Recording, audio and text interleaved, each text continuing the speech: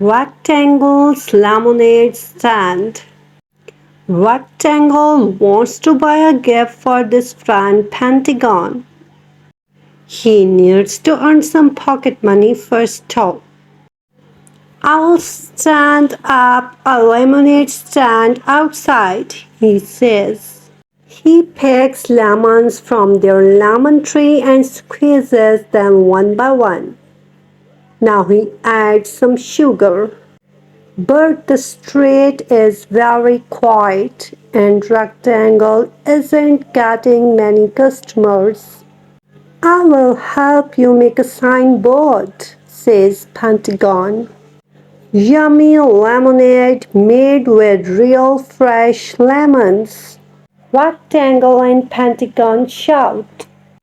Soon there are many shapes lining up for the lemonade.